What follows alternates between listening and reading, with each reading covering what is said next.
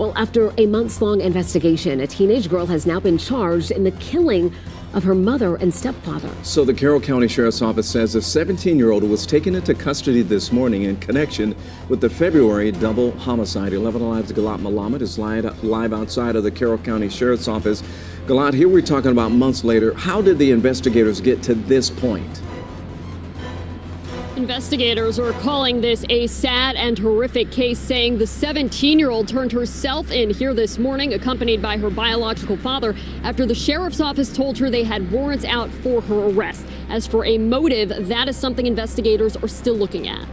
We've got the person that we believe orchestrated this and committed this horrific crime. The Carroll County Sheriff's Office says that person is 17-year-old Sarah Grace Patrick, arresting her for the February murder of her mother and stepfather, Kristen and James Brock.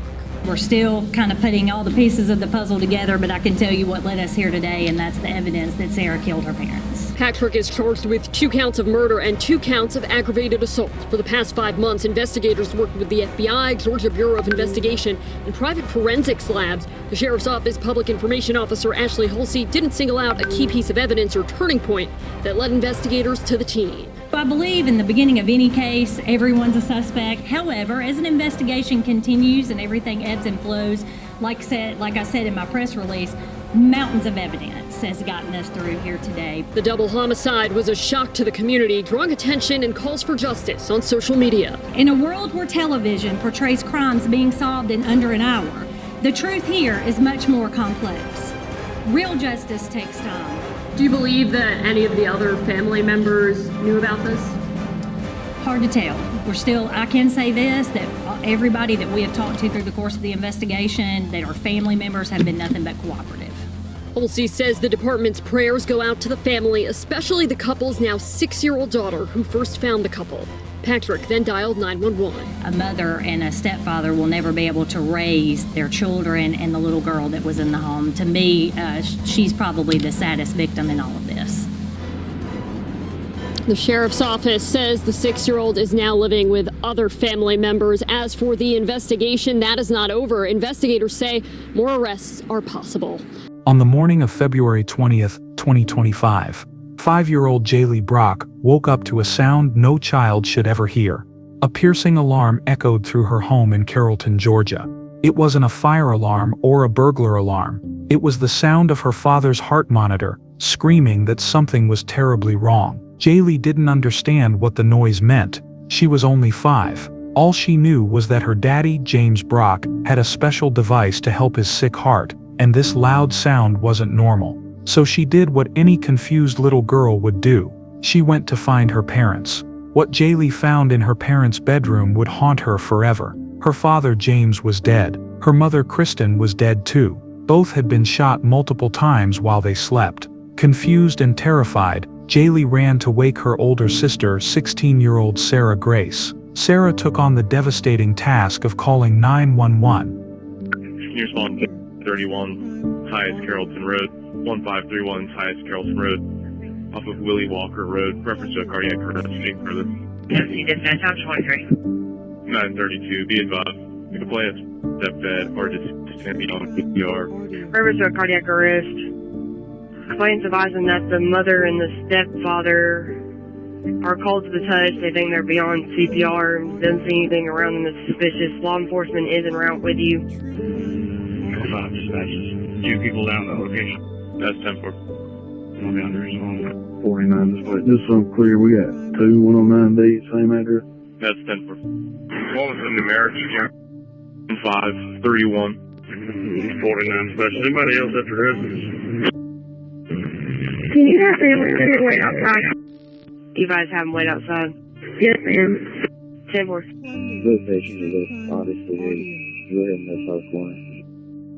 Within minutes, first responders arrived at the small home in this tight-knit community just outside Atlanta. The scene was immediately clear to investigators. James and Kristen Brock had been murdered in cold blood. But the question that would consume everyone for the next 4 months was simple: who would want to hurt this sweet couple? James Brock was born on January 1, 1980, in Forest Park, Georgia.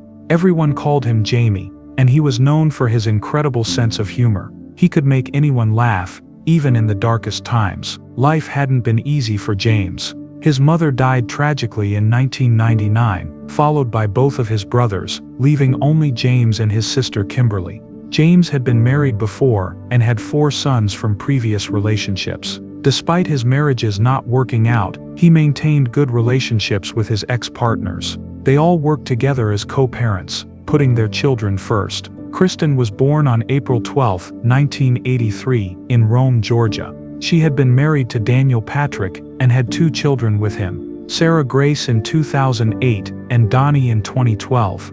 Like James, her marriage didn't last, but she tried to maintain a friendly co-parenting relationship. James and Kristen found each other in 2017. They had so much in common. Both had been through divorces, both were parents, and both had struggled with substance abuse in their past. But together they were determined to build something better. In 2019, they welcomed baby Jaylee. They got married in December 2023, creating a beautiful blended family. But their happiness was about to be tested in ways they never imagined. Around 2022, James started having serious heart problems. His mother had also suffered from heart issues and even had a heart transplant before she died, so this was terrifying for the family. James suffered a heart attack and was diagnosed with congestive heart failure. Doctors had to put a defibrillator in his chest to help regulate his heart rhythm, but his body rejected it, requiring multiple surgeries. Then they inserted a heart catheter through his neck to drain fluid. Finally, doctors told him he needed an LVAD surgery, a left ventricle assist device that would act as a mechanical pump to help his failing heart. Kristen quit her job working in special education to become James's full-time caregiver. The LVAD surgery seemed to work at first, but by June 2023, James was having problems again. Doctors said there was nothing more they could do. His family hoped for a miracle. Somehow, that miracle seemed to come. James kept fighting. By early 2025, his sister Kimberly said he was doing better than ever. Throughout it all, James never lost his sense of humor. His niece, also named Kristen, told us that even before surgeries, he would leave her funny voicemails. One message showed just how sweet James was. I know you've probably seen that movie Ted with Mark Wahlberg, the teddy bear. And how at the end of it, it gets ripped apart. And they sew him back together, and then they pray for him to be, alive again. And in the morning when he wakes up and he talks to him, he's like,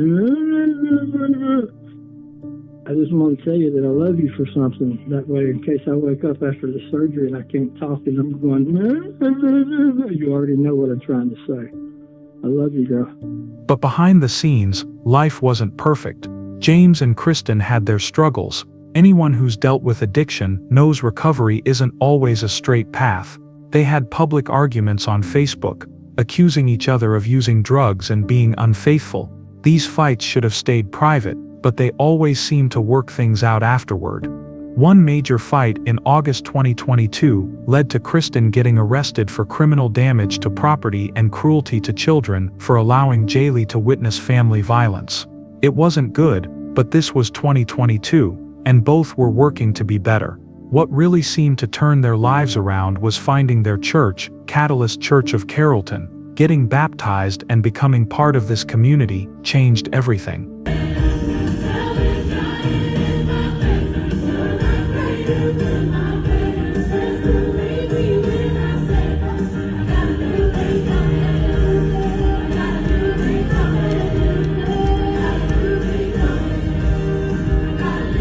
Their relationship improved, their outlook brightened, and everything seemed to fall into place. But there was tension brewing that no one fully understood at the time. Sarah Grace was 15 when she started dating a boy named Jackson Spradlin. While Sarah was described as a sweet, caring kid, Jackson wasn't exactly the best influence. He eventually had run-ins with the law for manufacturing and distributing controlled substances, possession of a weapon during commission of a felony, and possession of a firearm while under 18. The breakup was probably for the best, because Sarah was excelling in school. She was on track to graduate a year early from Central High School in Carrollton. She would be the first person in her family to graduate high school, and everyone was encouraging her. But then Sarah started dating someone new, a guy much older than her. Kristen and James didn't approve of this relationship either and put serious restrictions on Sarah seeing him. The tension in the house was growing. Still, Sarah was set to graduate in May 2025. Even though she'd only be 17, she could start her own life after graduation if that's what she wanted. Just a few more months. But those few months would never come. On February 19, 2025, James posted something on Facebook that now seems heartbreaking. "When I'm down and don't feel good, I find comfort in this little girl." He was talking about Jaylee. Within 24 hours, he would be dead. The crime scene told a chilling story. James and Kristen had been shot multiple times while they slept in their own bed. They were at their most vulnerable when someone decided to end their lives. There was no sign of forced entry. Nothing was stolen. The only thing out of place was one door left slightly ajar. The killer had simply walked into their home and executed them. James and Kristen didn't own a gun, so this couldn't have been self-inflicted. Whoever did this took the weapon with them. The murders sent shockwaves through their small community. A killer was on the loose, and no one felt safe. Kristen's father, Dennis, was devastated. If it was of natural causes, you would maybe feel differently, but to go this way, it's really tough. She went into the bedroom, and because she, I guess, assumed that my daughter Kristen would have been up by this time, and she went to wake her, and she grabbed her hand, and she said her hand was ice cold, and looked a little further and realized that she was deceased, and she dialed 911. If there was something they wanted in the house, they could have taken it, and they probably would never woke up. If there was something they wanted in the house, they could have taken it, and they probably would never woke up. But for some reason, they wanted them dead, and I want to know why. Dennis offered a $5,000 reward for information leading to the killer. The Carroll County Sheriff's Office remained tight-lipped, saying only that they were processing a mountain of physical and digital evidence.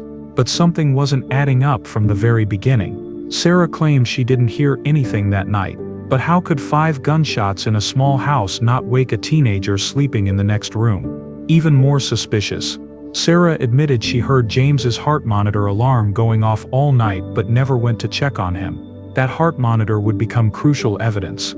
It could tell investigators the exact moment James died, helping them create a precise timeline of the murders. After the murders, Sarah went to stay with her biological father, Daniel. Little Jaylee stayed with her grandmother. The family tried to support each other through the unimaginable trauma. On March 8th, a funeral service was held at Catalyst Church. Many people spoke about James and Kristen, including Sarah. Her words now seem chilling. Just wanted to say goodbye to my mom and Jamie since we never got the chance to. I was so used to you guys always being here to the point that I never once thought to imagine y'all not being here. I didn't have a single clue how much I needed y'all until now. For James, thank you for all the life lessons you taught me and for being the best bonus dad ever. Your heart will finally be healed in heaven and neither of y'all will be in any pain anymore. Although that gives me so much comfort, your fight was not supposed to end there. Although there's nothing we can do to bring them back, we still have control over how we treat people with us today. Therefore, when someone tries to tell you anything, no matter how important it could be, just listen, because you never know when it's somebody's time to go. You could say goodnight and wake up a few hours just to find out they aren't there, despite their joy and their love. So just listen and never take a hug or anyone or anything for granted and love with all that you have in you like they did. But Sarah's most disturbing behavior was happening online. She started documenting her grief on TikTok with posts that now seem calculated and cold. On March 1st, just weeks after allegedly killing her parents, she posted, "They don't know it, but a year from now, me and my 5-year-old sister would find them wrongfully shot dead in our home, and won't get to watch me graduate high school, see me walk down the aisle and couldn't even say goodbye." On March 18th, she posted a video of herself crying with the caption, "Please send prayers for healing and a break from everything. I'm so tired, I should probably delete later." She posted pictures saying, "What do you mean I can't call my mom? And why me?" On Mother's Day, she called Kristen my ultimate inspiration and my best friend. But perhaps most disturbing of all, Sarah reached out to true crime creators asking them to cover her parents' case. She contacted a creator called Allegedly Reportedly on June 4th, asking if they could make a video about the unsolved murders. Why would you ask me to cover a case where you are going to get arrested for taking your parents' lives? Y'all, this is Sarah Grace, and she messaged me back on June 3rd and just said, search up Brock case. So I said, Brock Turner? Brock who? She said, Kristen and James Brock. Hold on. They're my parents, and out of nowhere, a random Thursday night in February, someone came in my house with me and my 5-year-old sister, and my parents left them for me and my little sister to wake up to. Technically, it was a Wednesday night because I found them Thursday morning, and I said, not knowing she was going to wind up arrested for this, I am so sorry. I cannot imagine. I will absolutely research and cover their case. Please take care of you always. Again, not knowing, and I covered it. When someone asked about the murder weapon in the comments, Sarah responded with an emoji showing what weapon was used. She was treating her parents' deaths like entertainment. She commented, thank you for spreading awareness. She also replied to this person who asked what was used in this crime, and she answered and commented and said, from an investigative standpoint, it would seem that it was someone who knew them, hoping for answers and swift justice. Sarah Grace, the daughter and stepdaughter of these victims, said most definitely was, since they knew the house. TikToker Sarah Grace Patrick, age 17, reached out to me to tell me that she wanted me to research the case. So Sarah reached out to me on Sunday, and we spoke on the phone, and we spoke via text. And she asked me to speak on her behalf about the night of 2/20/25. Sarah has confirmed that she was awake the night of the incident and heard nothing out of the normal. Those are her words, nothing out of the normal. But she did hear James's LVAD machine, which is his heart machine that kept his heart pumping. She did hear that alarm going off throughout the night. So those are the two things that she wanted me to share with you guys. Meanwhile, family members were starting to have doubts about Sarah's story. James's niece Kristen wrote, "Some nights hit harder than others. He's been sleeping with a picture of his dad lately, holding it close like he's trying to feel his presence again. He just found out something no child should ever have to learn, that the person who took his father from him was someone he trusted. My heart breaks for him." The investigation continued for months. Police worked with the FBI and GBI crime lab, processing digital evidence, analyzing the crime scene, and following every lead. The community waited anxiously for answers. Sarah continued living her life, posting videos from the beach just days before everything would come crashing down. On July 9, 2025, nearly 5 months after the murders, the Carroll County Sheriff's Office called a press conference that would shock everyone. Sheriff spokeswoman Ashley Halsey stepped up to the podium with news that would shatter any remaining hope for this grieving family. Sergeant Kim Hope, who's over our Crimes Against Persons unit, who has led a phenomenal investigation and really brought everything together. And then, of course, Lieutenant Jackson Lawrence, who also has kind of been a pivotal part of this investigation as well, making sure that everything's arranged and everything is flowing like it should. So, as you all remember, I recognize many of you in this room that did come out on the scene that fateful day on February 20th. On the morning of February 20th, 2025, deputies with the Carroll County Sheriff's Office responded to a tragic scene at 1531 Carrollton Tyus Road. They discovered the bodies of James Brock, 45, and Kristen Brock, 41, both deceased from apparent gunshot wounds. From the very moment the 911 call was received, a relentless investigation began, one that would span months, consume thousands of man-hours, and require the full weight of the local and federal law enforcement agency partnerships. Today, we can confirm that an arrest has been made in the case. Kristen Brock's 17-year-old daughter, Sarah Grace Patrick, has been taken into custody and charged with 2 counts of murder and 2 counts of aggravated assault in connection with the deaths of her mother and her stepfather.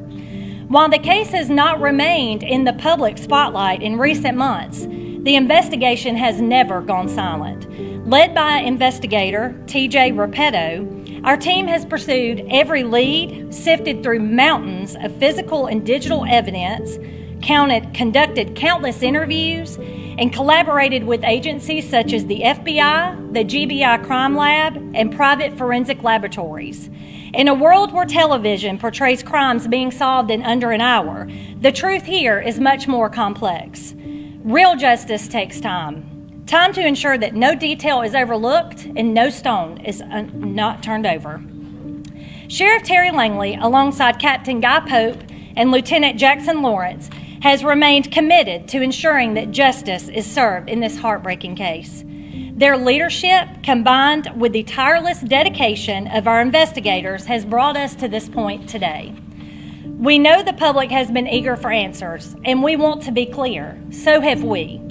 But bringing forth the truth responsibly and thoroughly is our highest obligation. We are proud of the unwavering commitment shown by every member of the Carroll County Sheriff's Office, and we stand behind the process that has led us here today. Our prayers remain with the families of James and Kristen Brock, and especially with their young daughter who was home during this horrific crime. We also want to extend our heartfelt thanks to the community that has rallied for justice and has never given up hope. The pursuit of justice does not end today, however. It is very possible, because this remains an open and ongoing investigation, that more arrests and charges could be made. So with that, I will open this up to questions. Has she been charged as an adult? She has. And any idea what her motive was that she made the confession? We are still working with her diligently. Our investigators have been speaking with her. Sarah Grace Patrick Nonix, the grieving daughter who spoke at the funeral, who cried on TikTok, who begged true crime creators to find her parents' killer, was the killer herself. She had been 16 years old when she allegedly walked into her parents' bedroom and shot them to death while they slept.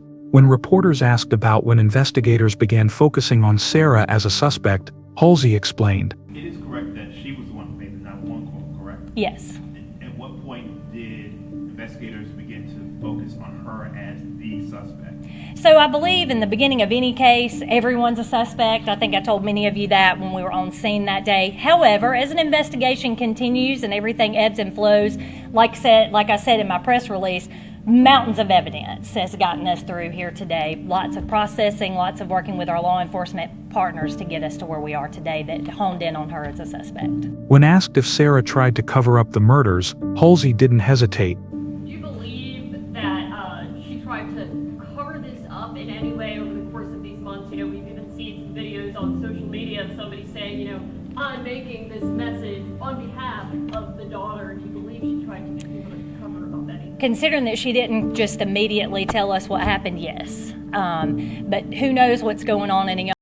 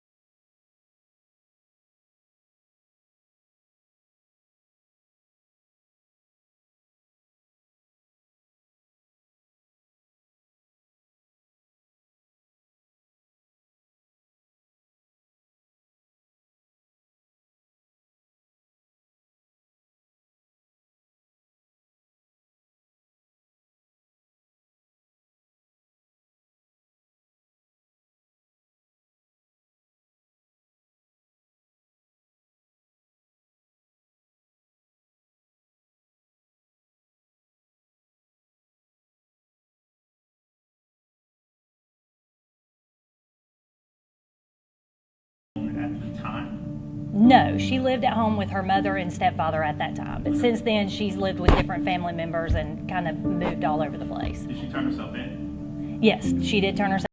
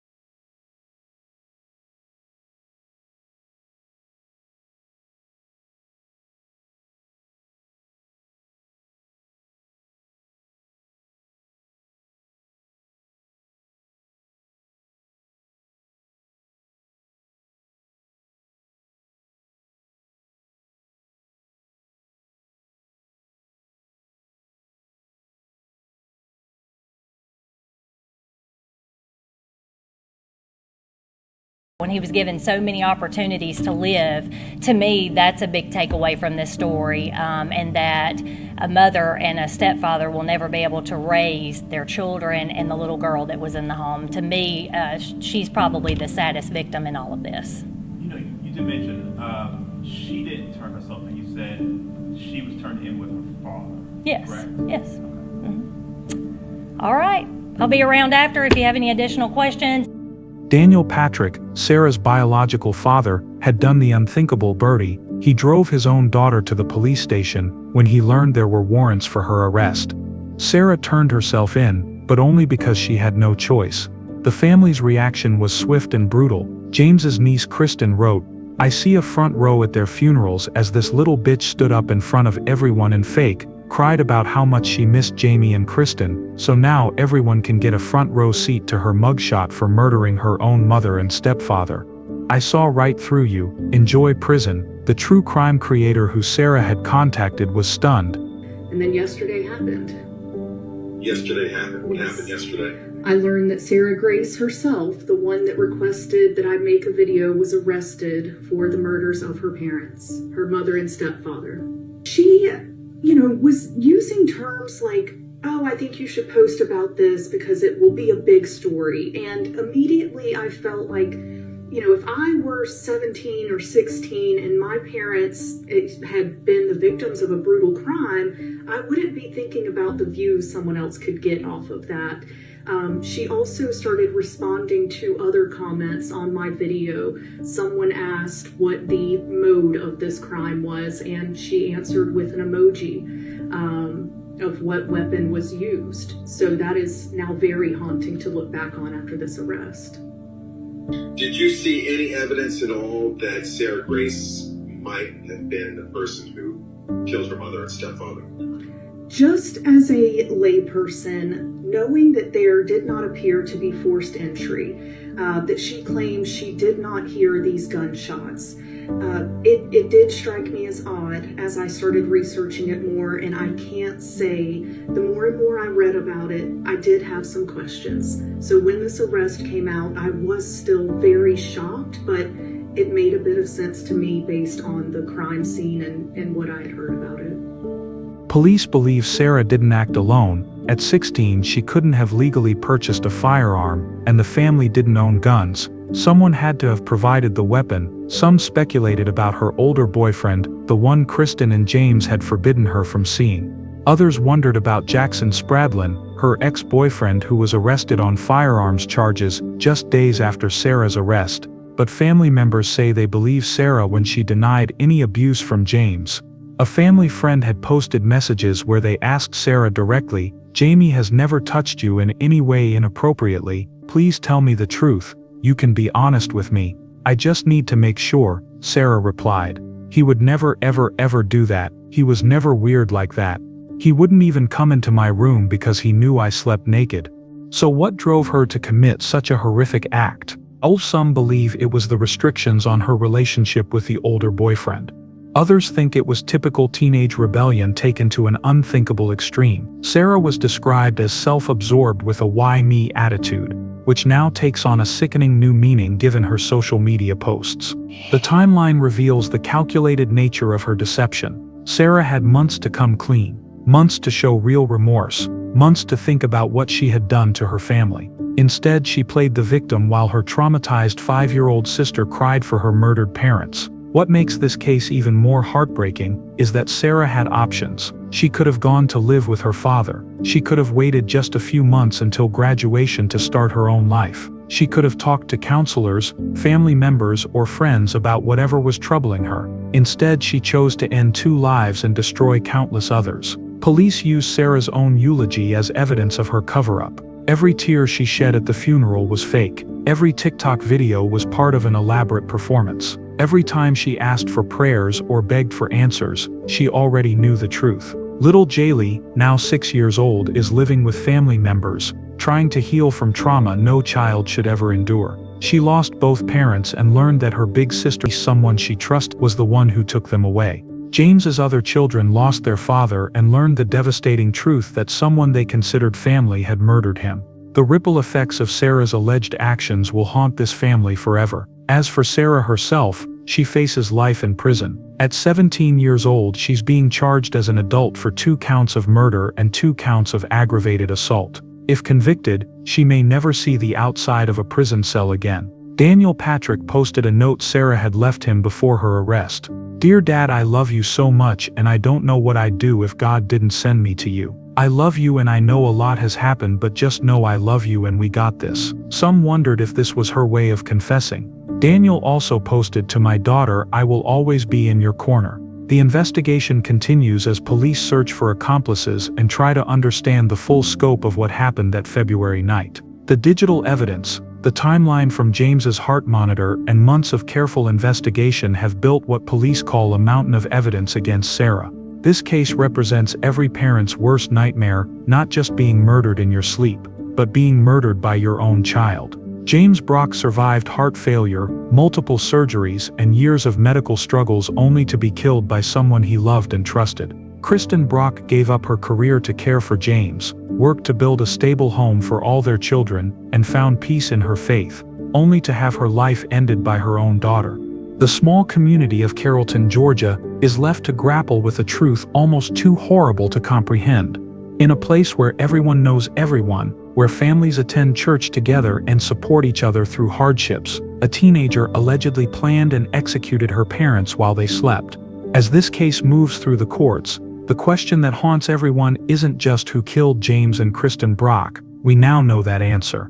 The question is why. What could drive a 16-year-old girl to commit such an unforgivable act against the people who loved her most? Sarah Grace Patrick may have thought she could get away with murder by playing the grieving daughter. She was wrong. Justice for James and Kristen Brock is finally within reach, but the scars left on their surviving children and family will last forever. The heart monitor that woke little Jaylee that terrible morning was supposed to keep James alive. Instead, it became the alarm that exposed his killer, his own stepdaughter, who had been hiding in plain sight all along. Family should be a refuge, but even the closest ties can fracture. Stay alert, look out for one another, and reach